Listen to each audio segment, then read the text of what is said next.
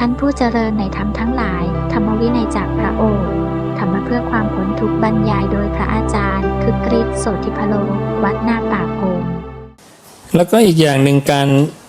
การเกิดเป็นมนุษย์เนี่ยโยมต้องทราบอีกว่ามนุษย์ที่ตายแล้วเหลือกลับมาเป็นมนุษย์อีกเหลือเท่าไหร่เศษดินปลายเล็บเหมือนกันนะนี่คือที่ศาสดาตรัสไว้ที่เหลือไปไหนเหมือนเทวดาเลยนรกกำเนิดเดรัจฉานเปรตวิสัยมีส่วนนี้เดียวเท่านั้นที่ได้กลับมาเป็นมนุษย์อีกนะพวกนี้พวกไหนบ้างพวกอริยบุคคลบ้างพวกสร้างเหตุเพื่อได้ความเป็นอริยบุคคลบ้างเนี่ยตรงนี้นั่นแสดงว่าถ้าเรายังไม่ได้อริยบุคคลเนี่ยโยมพยากรณ์ตนเองได้เลยว่า 99.99% เนี่ยหลังจากตายแล้วเนี่ยนรกกับในเดรัจฉานเปรตวิสัยซึ่งจริงๆก็ชาติที่แล้วเราก็ผ่านมาแล้วและสัตว์จะได้ความเป็นมนุษย์สักครั้งหนึ่งเนี่ยนานๆทีนะนานๆทีจะได้ความเป็นมนุษย์นะในสังสารวัฏเนี่ยที่ยาวไกลเนี่ยนะพระศาสดาบอกสัตว์จะได้ความเป็นมนุษย์สักครั้งหนึ่งเนี่ยนานเท่ากับการเกิดของสัมมาสัมพุทธะเทวดาก็ไปยากแต่มนุษย์นี่ดูจะยากกว่าพอพระเจ้ายกมาเปรียบเทียบนะนานเท่ากับสัมมาสัมพุทธะจะเกิดแต่ละครั้งเนี่ยได้มนุษย์ทีจากนั้นก็ไปนรกกับในเดรัจฉานเปรตวิสัย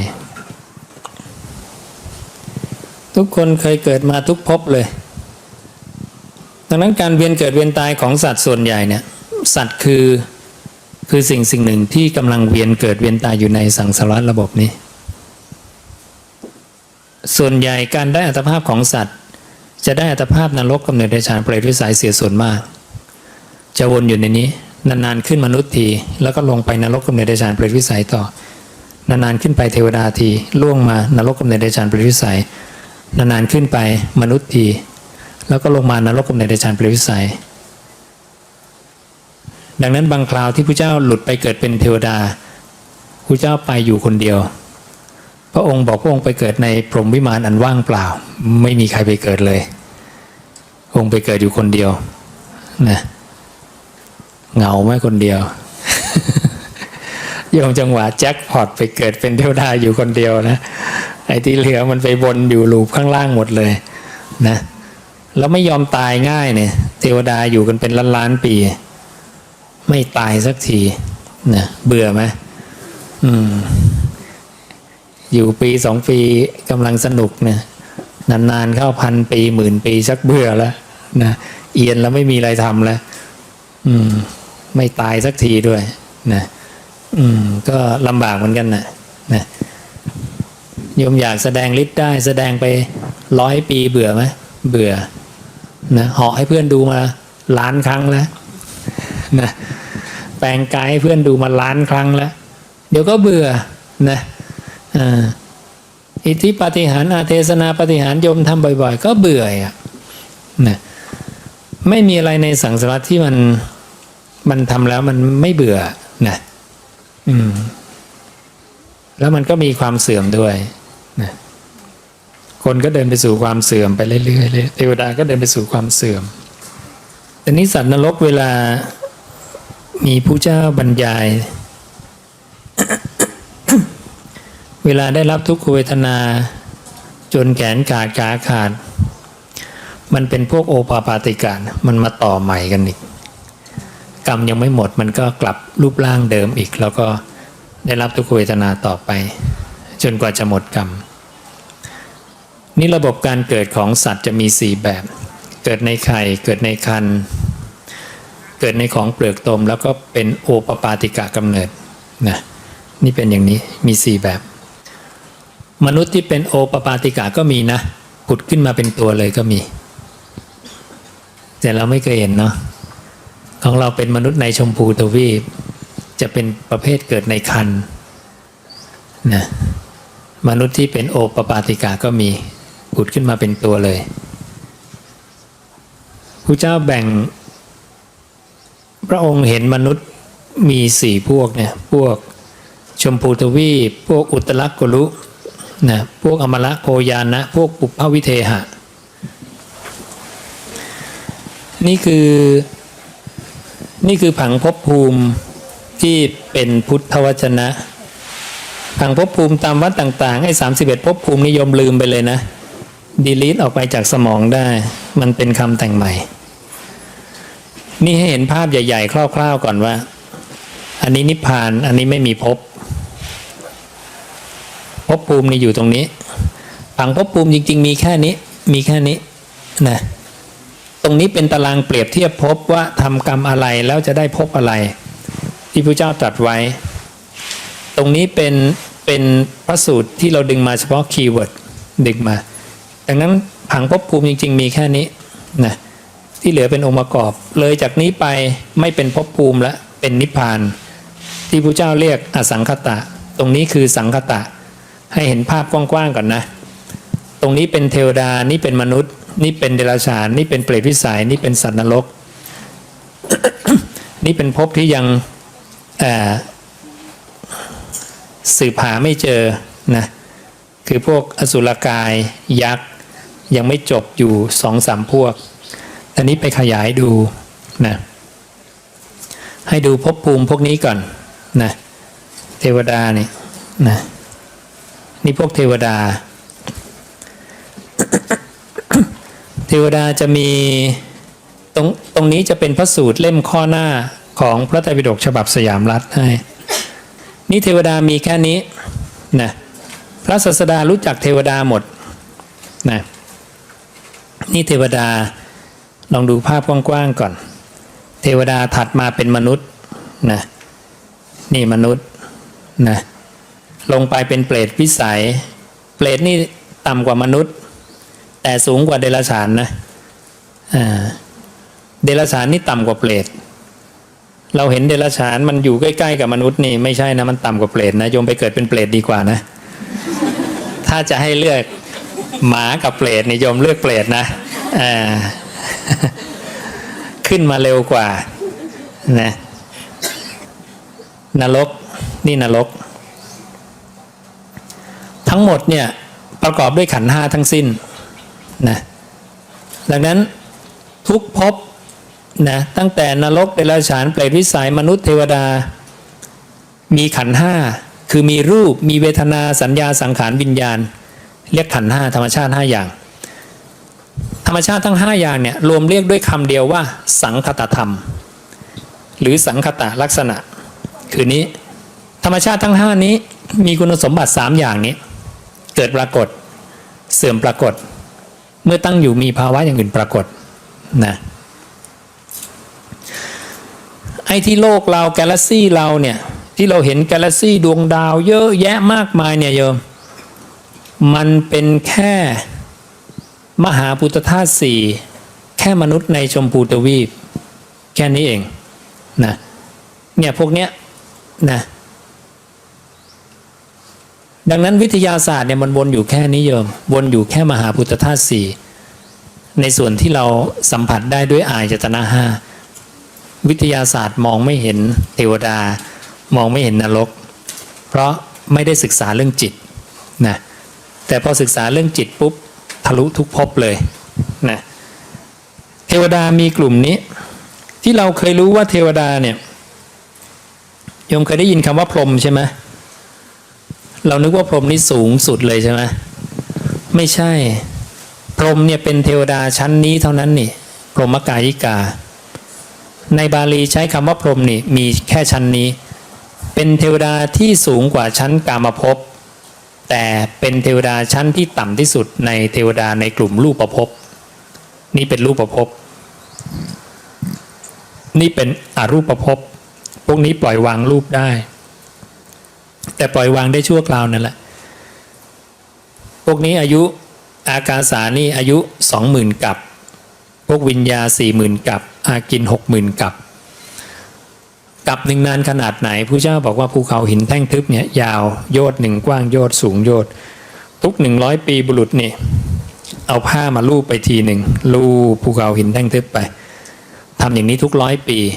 จนภูเขาหินแท่งทึบราบเรียบพระเจ้าบอกยังไม่ถึงกับดีเลยเกือบแล้วไอ้พวกนี้อายุ 20,000 กับมันจะอยู่กันลืมขนาดไหน ดังนั้นเทวดาที่ไปเกิดในชั้นนี้เป็นเทวดาที่มีอายุยืนยาวมากไม่ใช่โอกาสในการอยู่ประพฤติพรหมจรรย์พวกนี้ประพฤติพรหมจรรย์ไม่ได้อายุยาวเกินมันไม่เห็นอนิจจังความเสื่อมนะ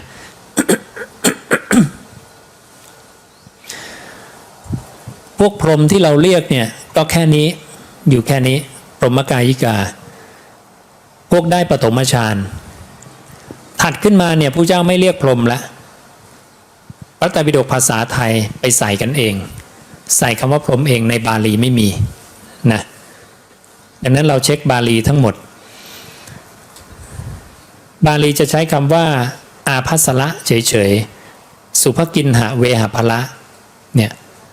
ดังนั้นเทวดาพวกนี้เวลาโยมนั่งสมาธิโยมได้ฌานที่หนึ่งโยมไปเกิดชั้นนี้ฌานที่สองไปเกิดชั้นนี้ฌานที่สามไปเกิดชั้นนี้ฌานที่สี่ไปเกิดชั้นนี้ชั้นนี้อายุหนึ่งกับชั้นนี้อายุสองกับชั้นสามอายุสี่กับชั้นสี่อายุเท่าไหร่500กับกระโดดเลยชั้นสี่ได้ยากนะเทวดาพวกนี้ทั้งหมดมีทั้งปุถุชนและอริยบุคคลจะมีเทวดาชั้นเดียวที่มีแต่อริยบุคคลไม่มีปุถุชนคือเทวดาพวกนี้สุทธาวาสเทวดาพวกสุทธาวาส สี่ชั้นแรกอวิหาอาตปาสุทัสสาสุทัสสีสี่ชั้นแรกก็คือพวกได้ชั้นหนึ่งสองสามสี่แล้วเห็นการเกิดดับจะมาเกิดตรงนี้รอปรินิพพานอายุยืนยาวข้ามพระเจ้าเหมือนกันเป็นกับเลยพระเจ้ามาเกิดองค์แล้วองค์เล่าไม่ตายสักทีนะรอตายถึงจะปรินิพพานนะอากนิษฐาพวกนี้ก็เป็นสุทธาวาสชั้นที่5พวกนี้คือพวกที่ละสังโยชน์5เบื้องต่ำได้แต่อินทรีย์อ่อนกว่าเขาเพื่อนเพราะพวกที่ละสังโยชน์5เบื้องต่ำได้เนี่ยถ้าไม่เป็นอรหันต์ในปัจจุบันก็เป็นอรหันต์ในการแห่งมรณะถ้าไม่เป็นอรหันต์ในการแห่งมรณะจะเป็นอรหันต์ในช่วงระหว่างเรียกว่าอันตราปรินิพพายีช่วงระหว่างกำลังจะไปได้พบใหม่ปุ๊บปรินิพพานอีกพวกหนึ่งเป็นอุปาหัจจปรินิพพายีคือไปได้พบใหม่แตะปุ๊บปรินิพพานเลยอีกพวกหนึ่งเป็นพวกไม่ต้องใช้ความเพียรเป็นพวกอสังขาระนะอสังขาระพวกไม่ต้องใช้การปรุงแต่งก็คือพวกได้ฌาน1 2 3 4แล้วก็ปรินิพพานอีกพวกหนึ่งเป็นพวกสสังขาระพวกนี้ไม่ได้ฌาน1 2 3 4นะพวกนี้ก็เป็นแบบทุกขาปฏิปทาแต่ก็ปรินิพพานได้อีกพวกสุดท้ายละสังโยชน์5ได้อินทรีย์อ่อนที่สุดก็ไปเกิดในอุทธังโสโตอกนิทคามีคือชั้นที่5นี้นะนี่เป็นอย่างนี้พวกเทวดาชั้นต่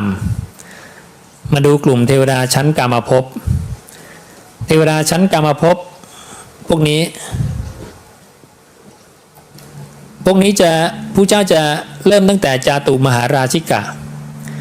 ต่ำกว่าจาตุมหาราชิกะนี่เป็นเทวดาชั้นต่ำแล้วพวกคนทันพวกวลาหก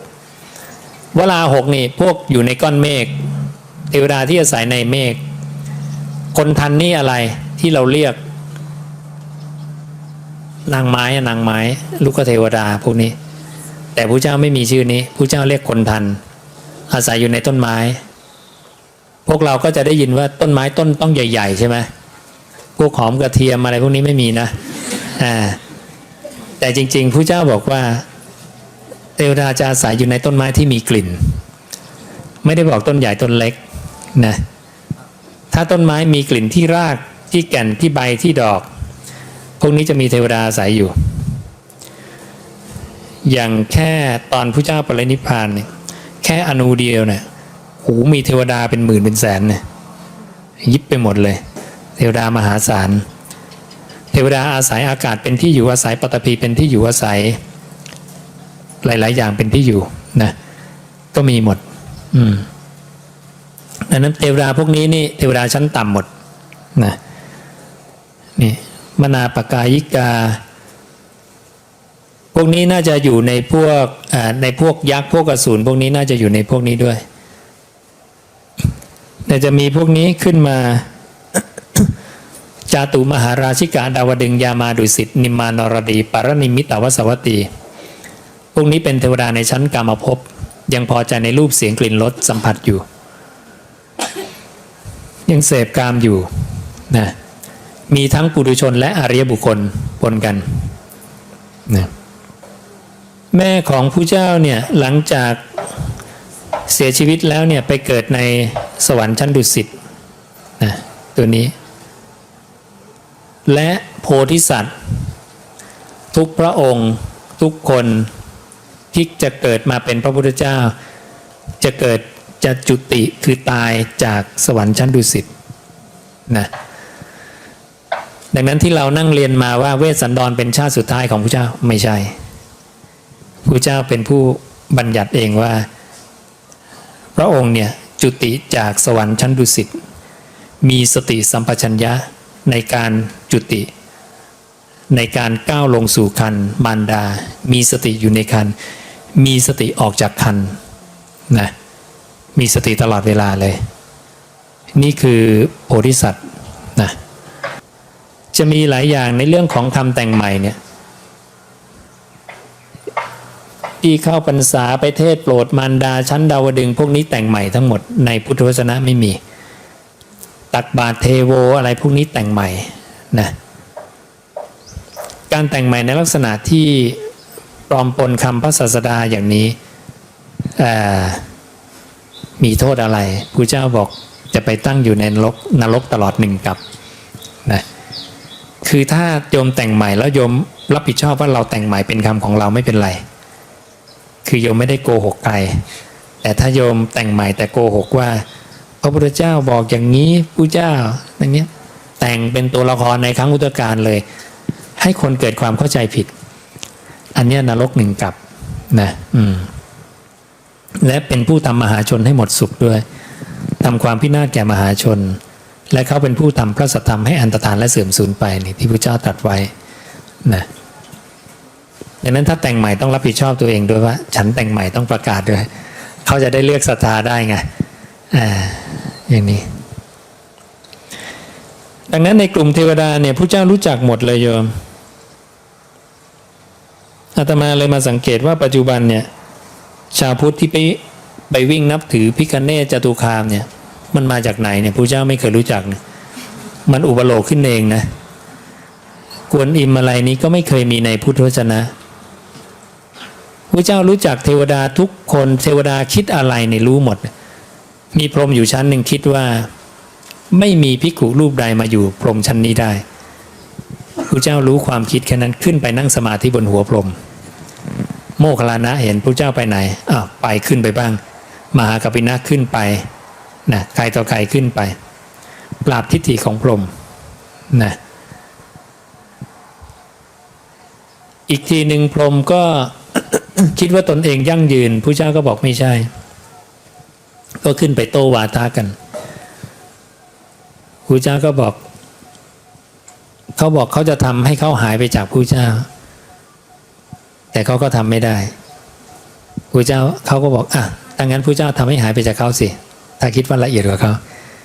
พระเจ้าก็ทำให้ตัวของท่านนี้หายไปจากการเห็นของพรหมแต่ให้พรหมได้ยินแต่เสียงได้พรหมก็เลยยอมนะว่ามีสภาวะที่ละเอียดกว่าเขาดังนั้นพระศาสดาเนี่ยล่วงรู้ทั่วโลกธาตุเลยโยมอย่างที่บอกตรงนี้เราจะใส่เล่มข้อหน้าไว้ให้โยมไปตรวจสอบได้นะเราจะได้อ่านพระสูตรเต็มสนุกนะพระเจ้าตรัสบอกกำเนิดของโลกถ้าโยมขี่คำว่าง้วนดินเข้าไปแล้วขี่พระสูตรขึ้นมาอ่านเรื่องง้วนดินเนี่ยจะบอกตั้งแต่กำเนิดจักรวาลว่าจักรวาลเนี่ยแต่ก่อนเป็นยังไงจักรวาลแต่ก่อนเต็มไปด้วยน้ำทั้งหมด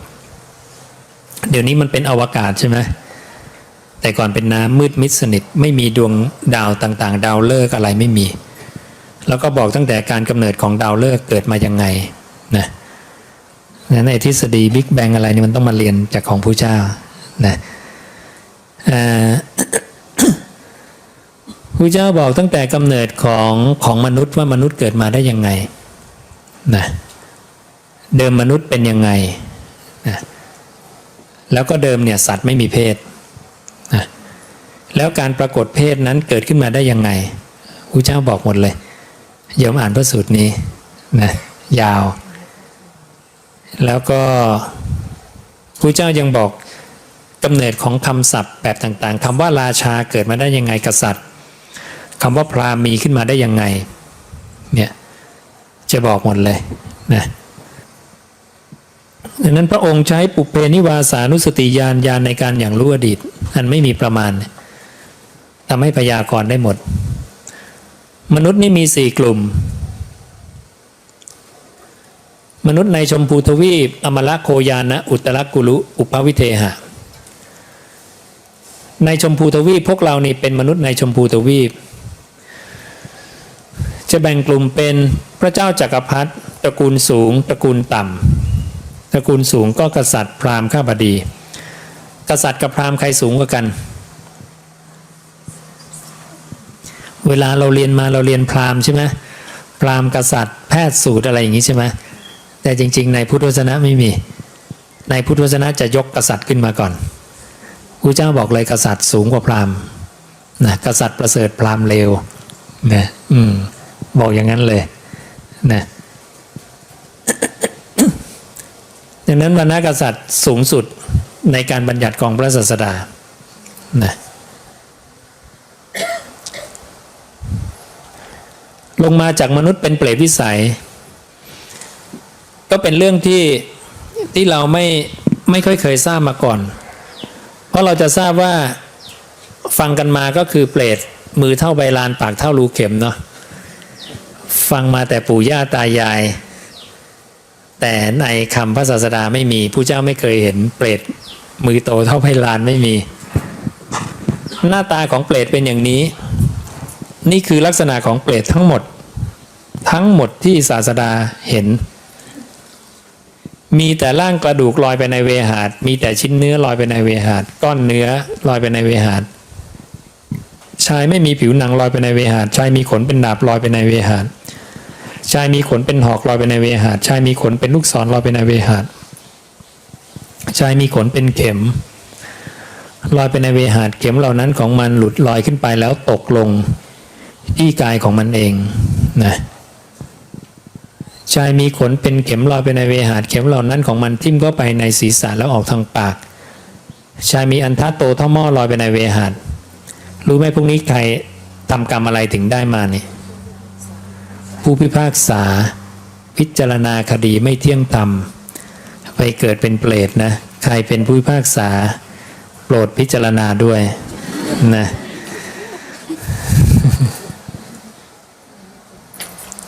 อาชีพท่านมีความเสี่ยงนะข้อมูลพวกนี้ทั้งหมดเป็นข้อมูล 2,500 กว่าปี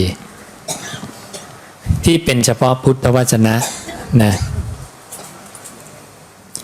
ชายจมอยู่ในหลุมคูดท่วมเท่าศีรษะชายจมอยู่ในหลุมคูดใช้มือกอบคูดกินหญิงไม่มีผิวหนังลอยไปในเวหาสหญิงมีรูปร่างน่าเกลียดมีกลิ่นเหม็นลอยไปในเวหาสหญิงมีร่างกายถูกไฟลวกมีหยาดเหงื่อไหลหยดนะมีฐานเพลิง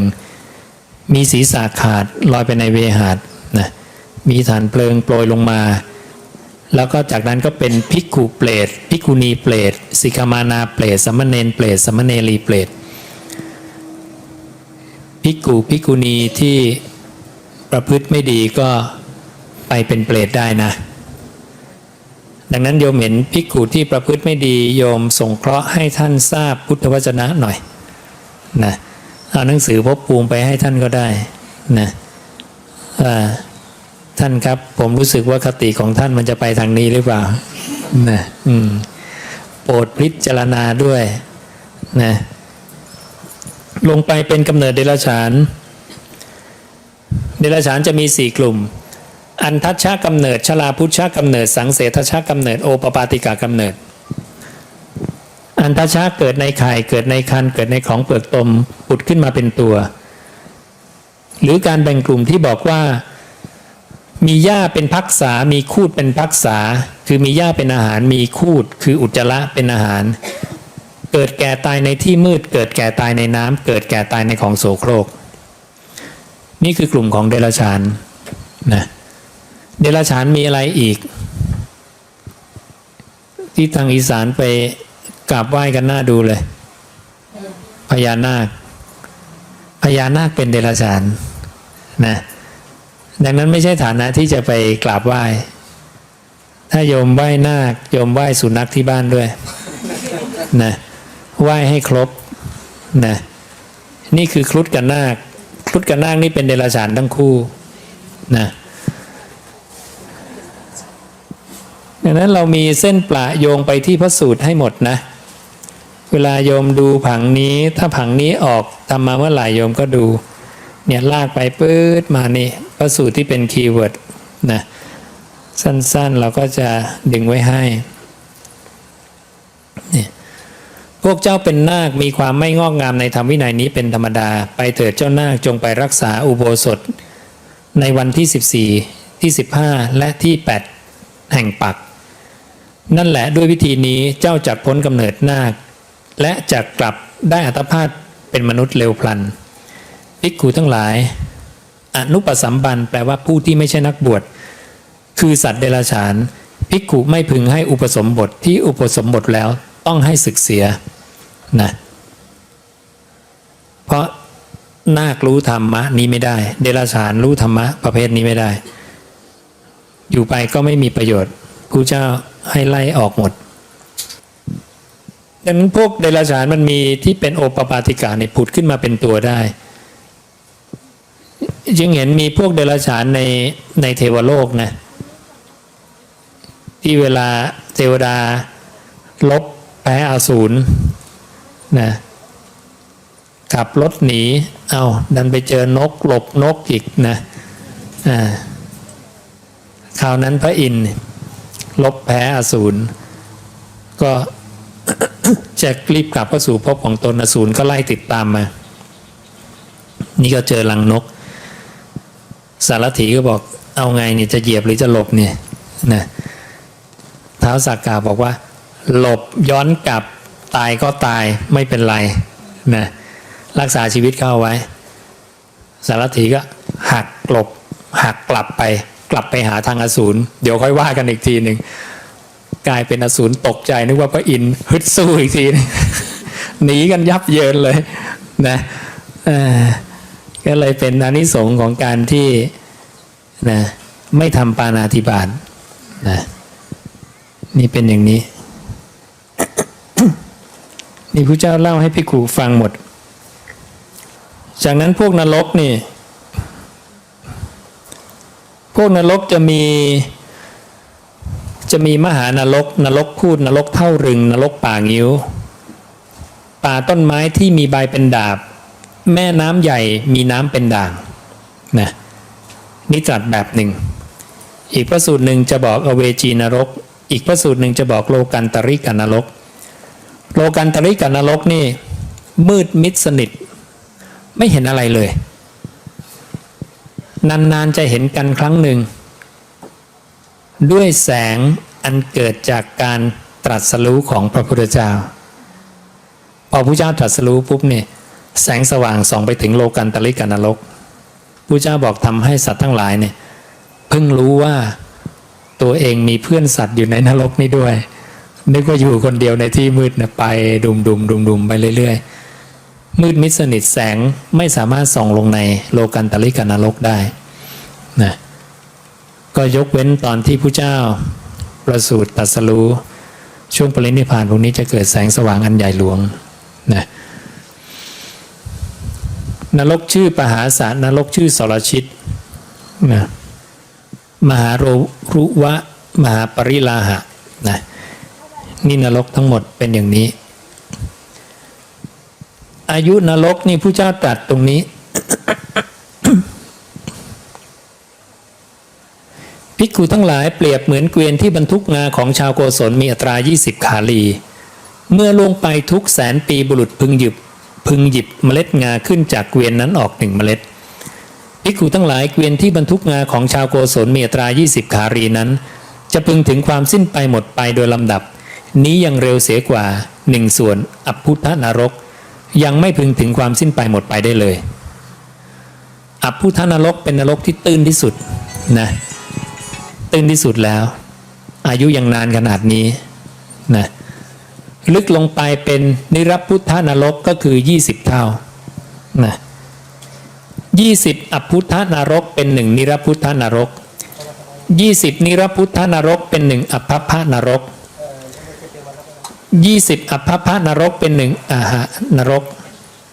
20อาหานรกเป็น1อัตตนรกนะไล่ไปเรื่อยจนกระทั่งถึงสุดท้ายคือปัทุมนรกนี่พวกที่ไปสาปแช่งพระสารีบุตรเนี่ยไปเกิดในปัทุมนรกเนี่ยพระเจ้าก็บอกแล้วว่าอย่าไปพูดอย่างนั้นเลยนะกับพระสารีบุตรนะก็ภิกขุรูปนั้นก็ไม่ฟังพระศาสดานะยักษ์อีกตัวหนึ่งเดินกันมา2 ตัวเจอพระสารีบุตรนั่งสมาธิอยู่ก็ยักษ์ตัวหนึ่งก็บอกภิกขุรูปนี้หัวใสดีปันโกนพึ่งปงผมพอดีก็เลยบอกเดี๋ยวเอากระบองฟาดซะหน่อยอีกตัวหนึ่งก็บอกอย่าไปยุ่งเลยสิทธิ์ของตถาคตมีฤทธิ์มากมีอานุภาพมากไอ้ยักษ์ตัวนี้ก็บอกไม่มีอะไรหรอกนะก็กระบองฟาดไปเปี้ยงฟาดไปเสร็จเดินไปสักพักหนึ่งธรณีสูบไอ้ยักษ์อีกตัวพอฟาดเสร็จก็หนีดีกว่าอยู่ไม่ได้แล้วนะก็เลยวิ่งเพ่นไปไอ้ตัวที่ฟาดก็เลยโดนธรณีสูบโมคคัลลานะนั่งอยู่ข้างๆก็เลยรีบลุกจากสมาธินึกว่าพระสารีบุตรคงจะตายซะละมั้งเนี่ยก็เลยมาปลุกเรียกพระสารีบุตรก็บอกว่าไม่เป็นอะไรเจ็บศีรษะนิดหน่อยบอกว่าท่านทำอะไรอยู่บอกท่านสมาธิอยู่บอกโอ้ท่านเก่งมากเลยยักษ์เอากระบองตีท่านนี่ถ้าเป็นภูเขาก็แตกทำลายไปแล้วแต่ท่านบอกว่าแค่เจ็บศีรษะนิดหน่อยนะพระสารีบุตรก็กล่าวชมโมคคัลลานะว่าท่านสิเก่งเห็นยักษ์ด้วยผมนี่ไม่เห็นอะไรเลย นะสารีบุตรไม่มีญาณอย่างรู้อะไร แต่เข้าสมาธิได้ทุกระดับแต่เวลาเข้าสมาธิแล้วใช้ปัญญาตลอดว่าพิจารณาว่าสิ่งใดไม่เคยมีก็มีมาสิ่งใดมีมาแล้วก็ดับไปเข้าได้ก็ปล่อยวางดังนั้นพระสารีบุตรชำนาญการเข้าสมาธิในทุกขั้นจนถึงสัญญาเวทิตานิโรธนะสมาธิทั้ง9ระดับทุกระดับทำได้หมดอย่างคล่องแคล่วแต่ไม่เพลินไม่มาหมกกับสมาธิก็เลยไม่ได้ใช้อภินิหารจากสมาธินะสารีบุตรก็เลย1ไม่ล่วงรู้วาระจิตอะไรของใครเหมือนอย่างผู้เจ้าบอก พระสารีบุตรก็ชมเชยผู้เจ้าว่าผู้เจ้าแสดงธรรมเก่งที่สุดเลยไม่มีใครเก่งกว่าผู้เจ้าแล้วผู้เจ้าก็เลยบอกทำไมเธอกล้าบรรลือศีลขนาดนี้เธอล่วงรู้วาระจิตของอรหันตสัมมาสัมพุทธะเหรอพระสารีบุตรก็บอกข้าพระองค์ไม่มีญาณอย่างรู้ในวาระจิตของพระผู้มีพระภาคเจ้าแต่การเป็นไปตามทำนองแห่งธรรมเนี่ยข้าพระองค์ได้ทราบแล้วการที่พระองค์ได้แสดงธรรมมาเนี่ยนะประเมินได้เลยว่าไม่มีใครแสดงธรรมได้เลิศกว่าพระผู้มีพระภาคเจ้านะแล้วก็อุปมาแบบต่างๆนะพระเจ้าก็รับรองคำพูดของพระสารีบุตรนะ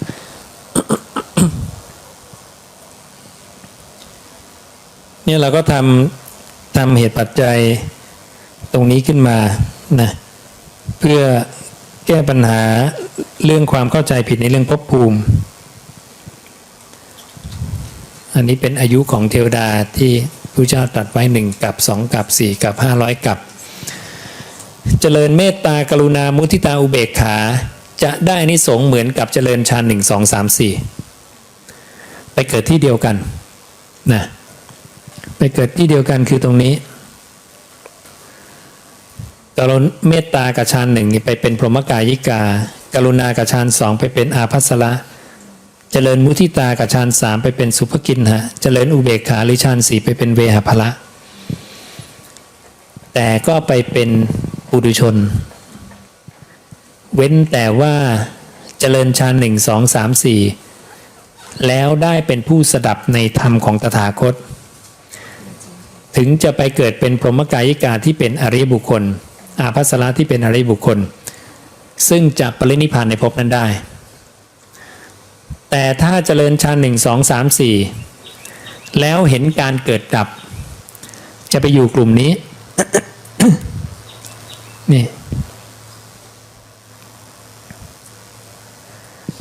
นี่คือเจริญฌาน1 2 3 4เห็นเกิดดับเจริญเมตตากรุณามุทิตาอุเบกขาเห็นเกิดดับพวกนี้จะไปเกิดในสุทธาวาสนะพวกนี้จะไปเกิดในสุทธาวาส4ชั้นแรกอย่างที่บอกนะส่วนอกนิฏฐามาจากพวกละสังโยชน์5ได้เนี่ยดูสิเทวดาแต่ละชั้นมันกระจายตัวกันนะสร้างเหตุปัจจัยแต่ละอันผู้เจ้ารู้หมดเลยเห็นนะแล้วบัญญัติออกมานะนี่ผู้เจ้าไม่ได้ทำเป็นตารางให้นะเรามาแกะเองนะท่านก็พูดไปเรื่อยๆนะพูดไปเราก็ค่อยๆแกะแล้วมาทำเป็นตารางดังนั้นคำพูดพระศาสดาเนี่ยเป็นระบบมากเลยนะเป็นตรรกะเป็นพระองค์เรียกว่าเป็นระเบียบแห่งถ้อยค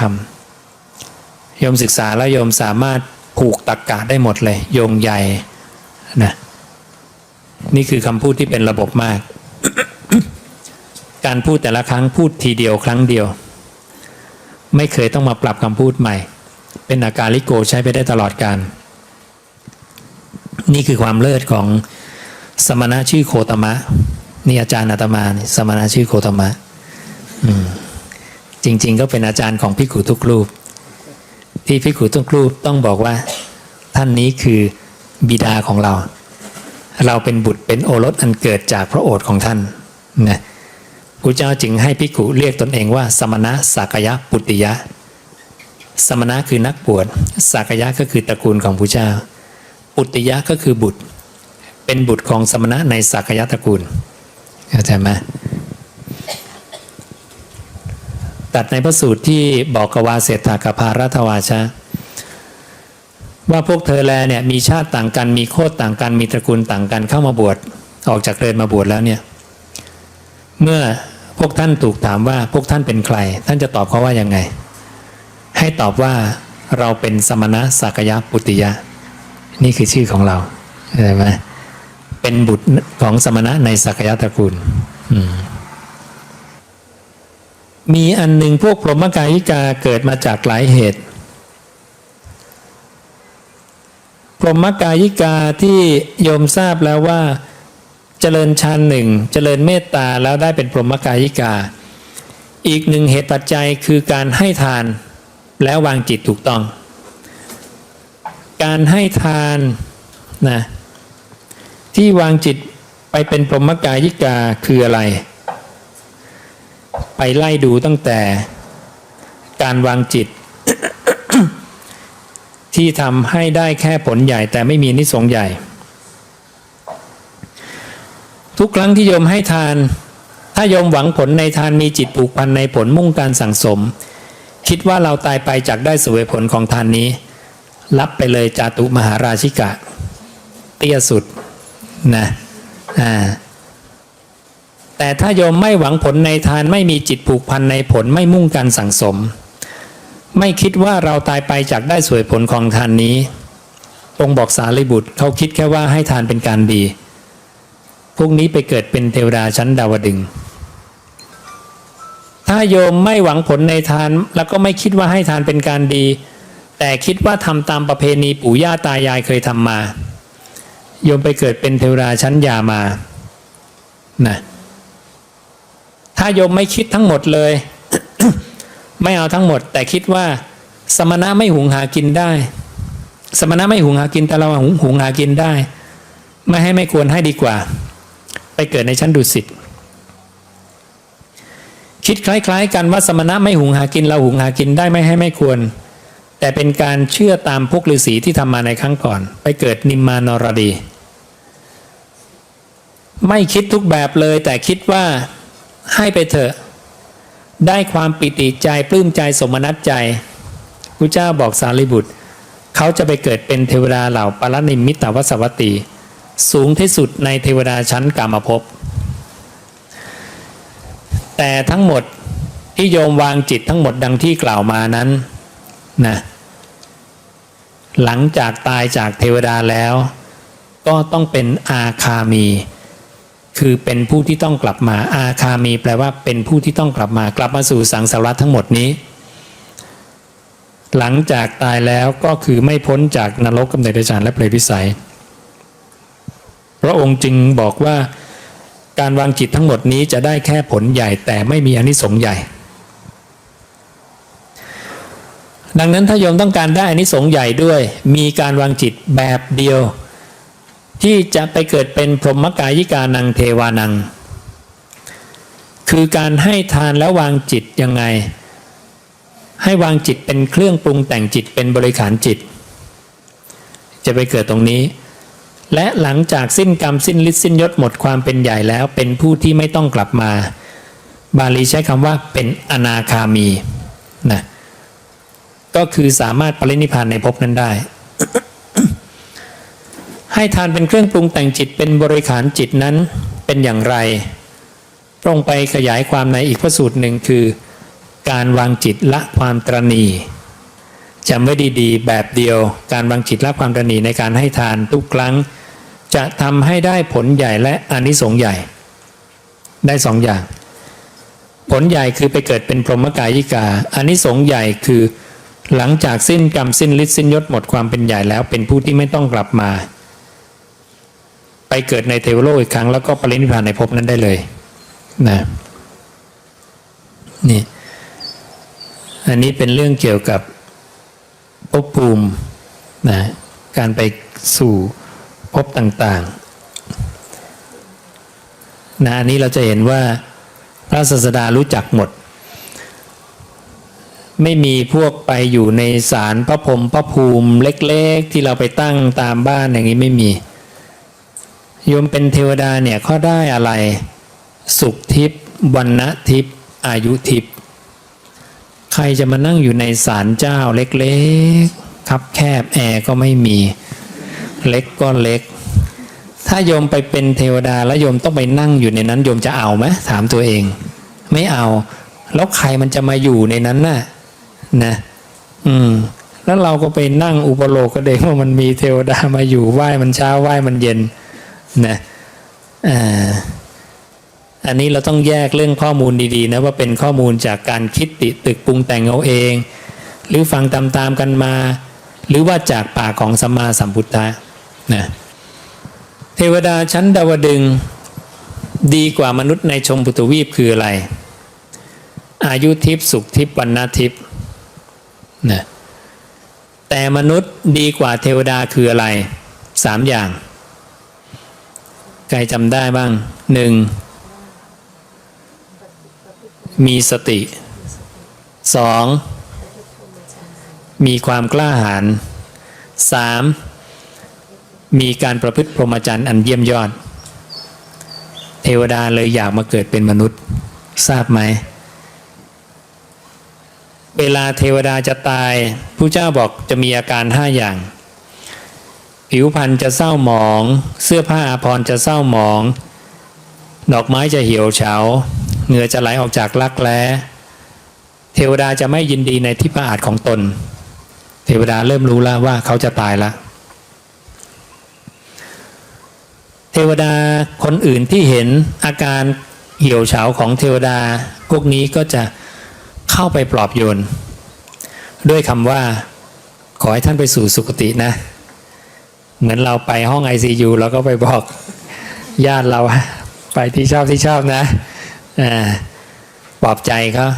นะเทวดาก็มาปลอบใจเหมือนกันขอให้ท่านไปสู่สุคติ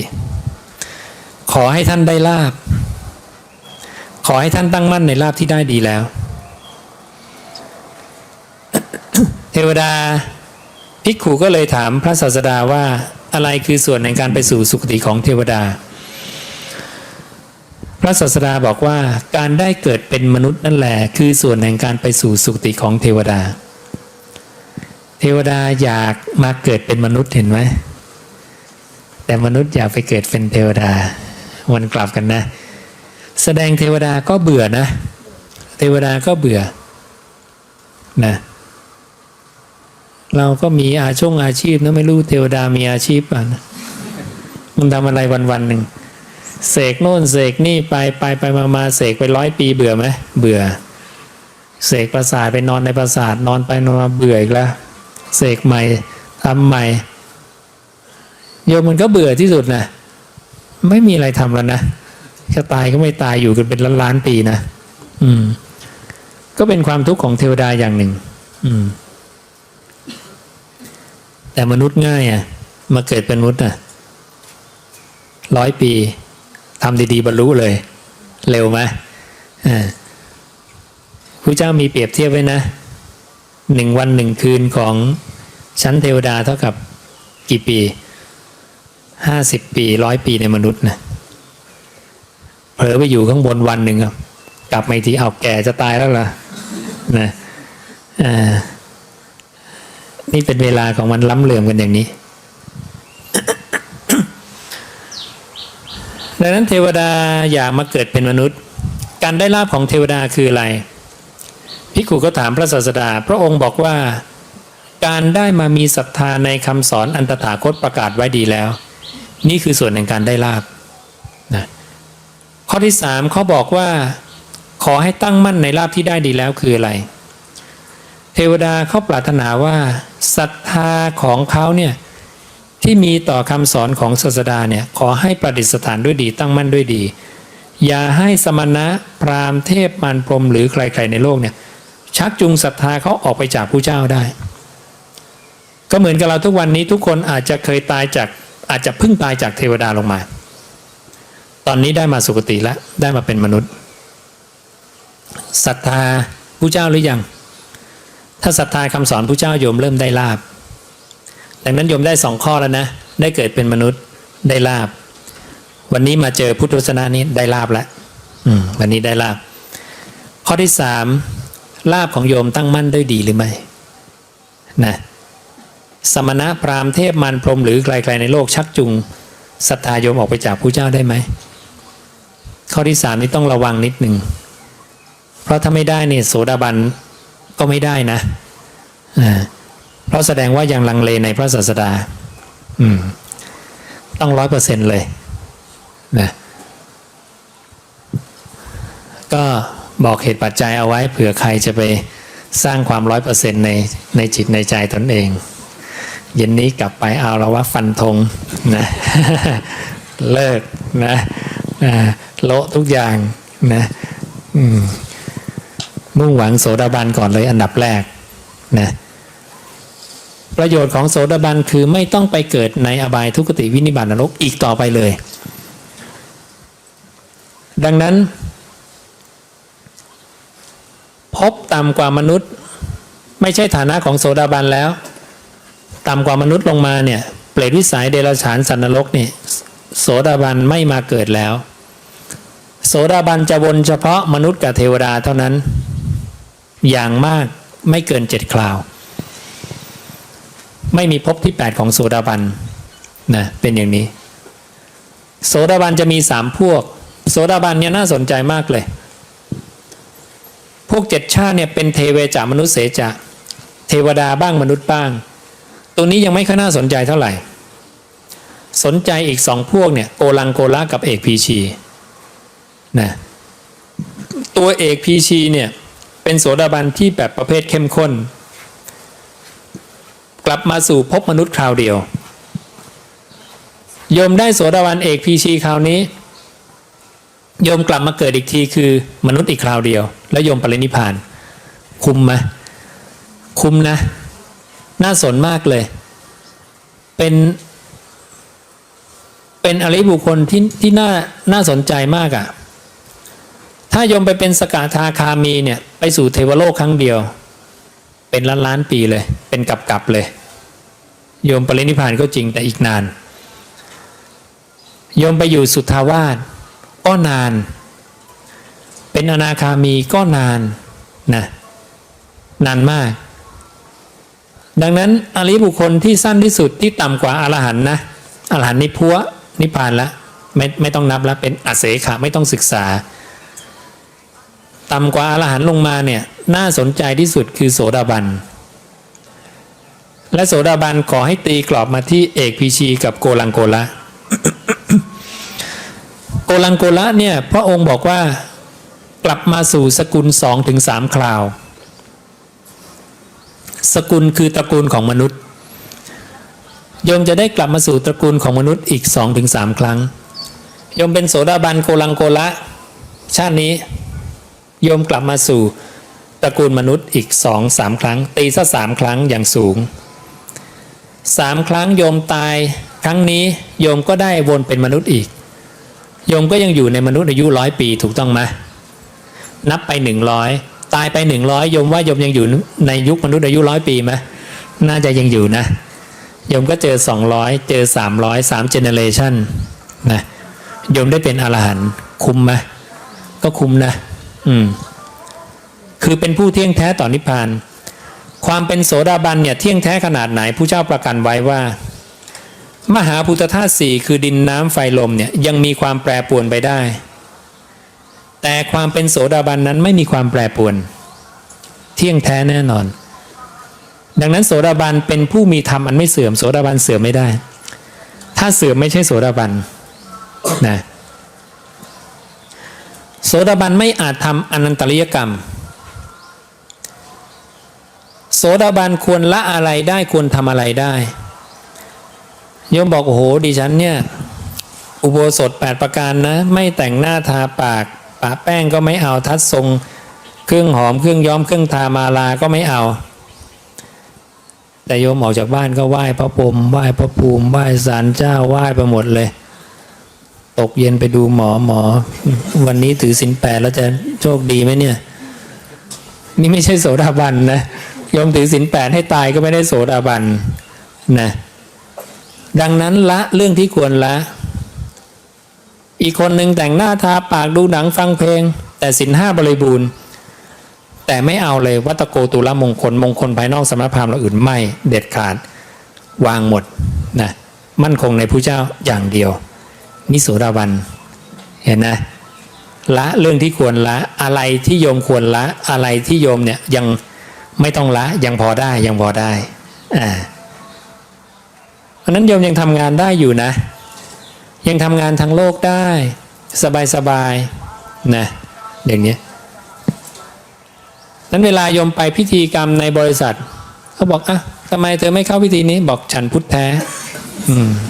นี่เลยพุทธแท้เลยนะไม่สนใจอย่างอื่นใช่ไหมอันนั้นพุทธไม่แท้นั่นน่ะนั่นใจยังไม่อย่างลงมั่นจิตเหมือนปุยนุ่นพระเจ้าบอกเหมือนปุยนุ่นนะใครสะกิดทางซ้ายก็ไปซ้ายลมพัดไปทางขวาก็ปลิวขวานะเวลาจะทำบุญบริษัทเนี่ยเอาไงดีว่าเชิญมันมาหมดเลยเจ้าเจออะไรมาเอามาเรียบเลยอันนี้ไม่ใช่ละนะ นั้นโสดาบันจะมั่นคงแล้วการที่สมณะเข้าบ้านได้อานิสงส์อะไรพระเจ้าบอกมีอานิสงส์5 ประการ 1. การทำจิตให้เลื่อมใสในนักบวชผู้มีศีลผู้เข้าไปสู่บ้านเรือนของผู้ใดเป็นไปเพื่อสุคติโลกสวรรค์อันที่ 2. การลุกลับกราบไหว้ให้อาสนะเป็นไปเพื่อการเกิดในตระกูลสูงบางที่สมณะเข้าบ้านไม่ลุกลับไม่กราบไหว้ไม่ให้อาสนะพระก็ยืนเก้ๆกลางๆกูจะนั่งที่ไหนดีวะเนี่ยนะไม่เชื้อเชิญก็ยืนเฉยๆนะย่อมไปอ่านในภพภูมิการลุกลับการกราบไหว้การให้อาสนะการแบ่งปันของให้ตามสามารถตามกำลังการเข้าไปฟังธรรมการเข้าไปนั่งใกล้การเข้าไปเงี่ยโสดทุกขั้นตอนเป็นเหตุเป็นปัจจัยที่ทำให้เกิดเป็นเทวดาชั้นดีชั้นเลวชั้นปราณีตไปตามลำดับทั้งหมดเลยเป็นความละเอียดของจิตทั้งหมดนะมีหมู่เทวดาหลายหมู่มากล่าวกับผู้เจ้าสมัยก่อนเขาเกิดเป็นมนุษย์สมณะเข้าบ้านนะ เขาไม่ลุกลับไม่กราบไหว้ไม่ให้อาสนะนะบางพวกก็มาบอกว่าเขาลุกลับแต่เขาไม่กราบไหว้เขาไม่ให้อาสนะบางพวกก็ลุกลับกราบไหว้แต่ไม่ให้อาสนะ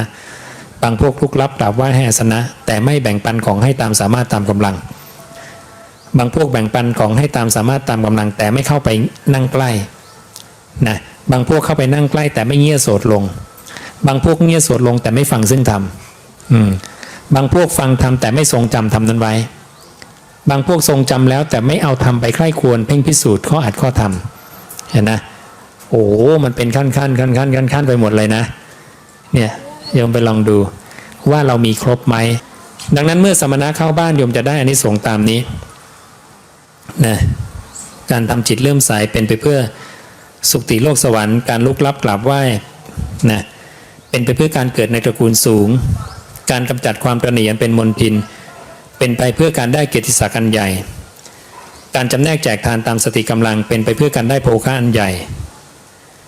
การได้ฟังธรรมในนักบวชผู้มีศีลเป็นไปเพื่อการได้ปัญญาอันใหญ่นี่คืออานิสงส์5ประการของการที่สมณะเข้าบ้านพอแล้วไม่มีพิธีอย่างอื่น